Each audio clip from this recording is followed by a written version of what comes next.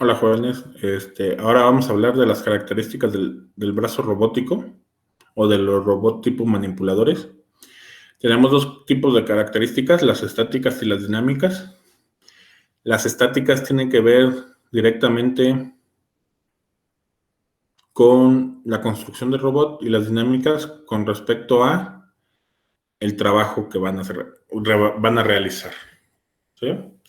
De las características estáticas, la primera que debemos de tomar en cuenta son grados de libertad. Este concepto ya lo hemos definido anteriormente, pero el grado de libertad no es otra cosa que cada uno de los movimientos independientes que hace una articulación de un robot. ¿Sí? El grado de libertad de un robot es igual a la suma de los grados de libertad de todas sus articulaciones.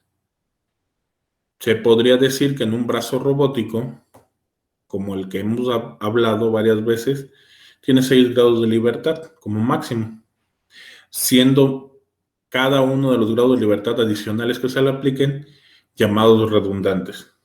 Esto porque no brindan ningún funcionamiento adicional a un brazo robótico. No por esto no hay robot de más grados de libertad. Simplemente se puede decir que son robots redundantes. Además de que en otro tipo de robots podría haber más grados de libertad, sin ser redundantes. Otra característica es el espacio de trabajo. El espacio de trabajo es todo aquel espacio donde podemos colocar el elemento final del robot. ¿Sí? Es decir, como dice aquí la definición, es el espacio físico donde el robot puede moverse entre sus límites máximos. ¿Sí? Es necesario tomar en cuenta el espacio donde va a estar un robot al momento de diseñarlo o al momento de aplicarlo en una zona específica. Otra característica es la accesibilidad. ¿Pero qué es la accesibilidad? Por ejemplo, estiren su brazo y traten de hacer que el brazo trate de ir más allá de donde su codo se los permite. Eso significa la accesibilidad. No todos los puntos de trabajo en un robot presentan la misma accesibilidad, es decir, no es lo mismo ir de un punto a otro, por ejemplo, el caso del brazo, pero gracias al antebrazo podemos a lo mejor girar en otra posición y sí ir más allá de donde teníamos al inicio el codo, donde no podíamos pasar. ¿Sí? Un punto en el espacio se dice que es totalmente accesible si el extremo del robot puede situarse en él en todas las orientaciones que permite la construcción del manipulador. Aquí es bastante importante. Por ejemplo, un punto, si yo lo puedo alcanzar, vamos a suponer un eslabón sencillo de una articulación de dos eslabones, sencillo. Si yo puedo hacer que uno de los eslabones gire 360 grados, significa que es accesible en todo su espacio. Pero si resulta que ponemos, por ejemplo, un tope, así como en los servomotores, ya ven que tienen un tope, o sea, no gira los 360 grados, sino 180 o menos. Eso significa que hacia un giro, hacia un extremo puede llegar a una posición y en otro extremo a otra. Pero no puedo hacer que en los dos sentidos lleguen a la misma posición. Significa que no es completamente accesible. ¿Sí? Entonces esto más que nada es cuestiones de al momento de controlar un robot. ¿Por qué? Porque entre mayor sea la accesibilidad de los puntos donde yo quiero trabajar, más fácil va a ser el movimiento del robot o podemos encontrar trayectorias más sencillas para llegar al punto deseado. La maniobrabilidad. Los grados de libertad que superan el número de 6 reciben el nombre de grados de maniobrabilidad, es decir, a los grados de libertad redundantes se le llama grados de maniobrabilidad. En general, estos grados de libertad adicionales me sirven para casos muy, muy, muy específicos. Por ejemplo, imagínense que yo tengo un brazo robótico, pero imagínense que lo tengo dentro de un cuarto y tengo una ventana y el brazo robótico tiene que sacar cosas por la ventana.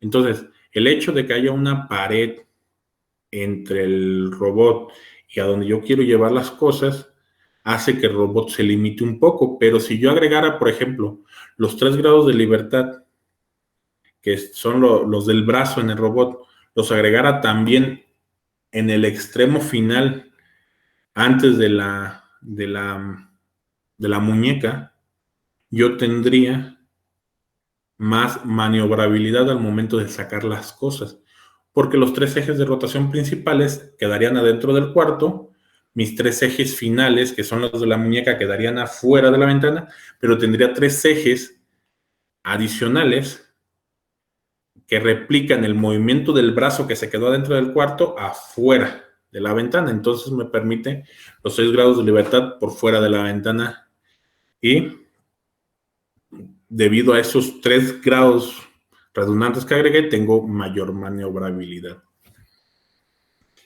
Pero, aunque resulta bueno, esa parte a veces es más difícil controlarlos porque tienen más grados de libertad. Otra característica estática es la movilidad. Es decir, el brazo robótico sí se puede cambiar de posición. Hablábamos de que teníamos los brazos robóticos y siempre había una base. Sí, pero esa base podría tener ruedas o estar sobre un carril.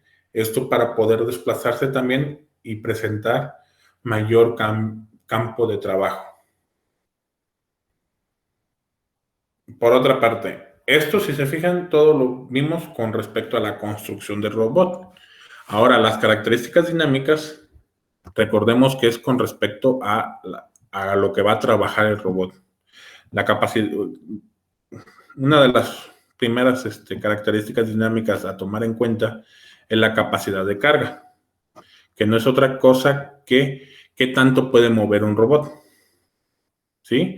Manteniendo sus prestaciones. No es lo mismo cargar un peso X donde el robot no se estira completamente a cargar el mismo peso cuando el robot se estira completamente.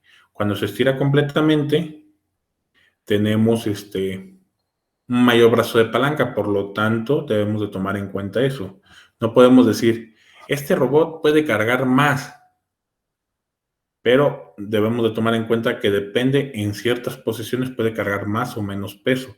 Por lo tanto, los fabricantes normalmente te dicen cuánto peso o capacidad de carga máximo puede soportar en posición extendida, ¿sí? Luego, la estabilidad es otra característica dinámica.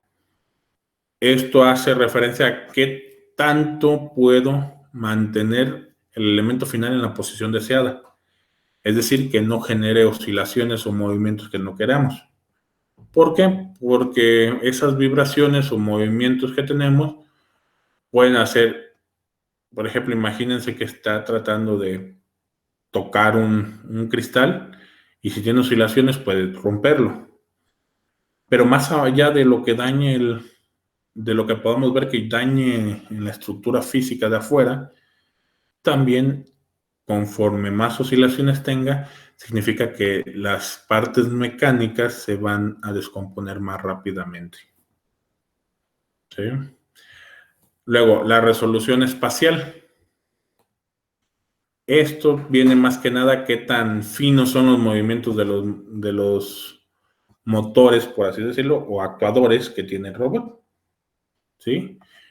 La resolución espacial me dice qué tan pequeño o cuál es el incremento mínimo de movimiento que puede hacer. Por ejemplo, de un servomotor de esos que compramos comúnmente.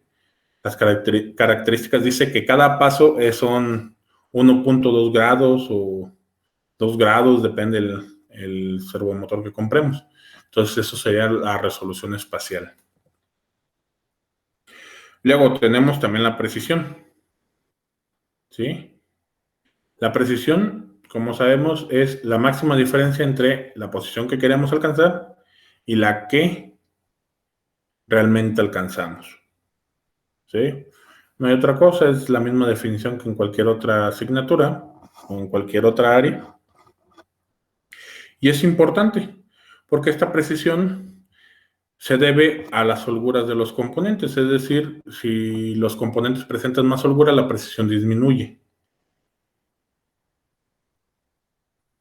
Tenemos también el otro caso, que es la repetibilidad, que va muy de la mano con la precisión. La repetibilidad no es otra cosa que poder alcanzar el mismo punto con las mismas instrucciones. ¿Sí? Es decir, si un robot le digo, ve al punto A, y luego le vuelvo a decir, ve al punto A, tiene que llegar a la misma posición. Eso es repetibilidad. Ojo, este concepto va de la mano a llegar a la misma posición todas las veces que yo le diga. Más no significa que llegue a la posición real deseada. ¿Sí? Para llegar a la posición real deseada tenemos el término precisión. Entonces, precisión y repetibilidad tienen que ir en conjunto. ¿Para qué? Para si le digo, ve al punto A, que llegue realmente al punto A cada vez que yo le digo. ¿Sí? Aquí lo podemos ver. Por ejemplo, tenemos repetibilidad aquí, porque aquí están todos los puntos. ¿Sí? Si yo tengo el punto deseado aquí y yo llego aquí, esto se llama precisión. ¿Sí? Aquí tengo repetibilidad porque todos los puntos llegaron aquí, pero aquí tenemos precisión porque llegó muy cercano al punto deseado. Lo ideal sería que todos estos puntos hubieran caído aquí sobre esta circunferencia. ¿Sí? Estas son las características estáticas y dinámicas que debemos de tomar en cuenta en los robots.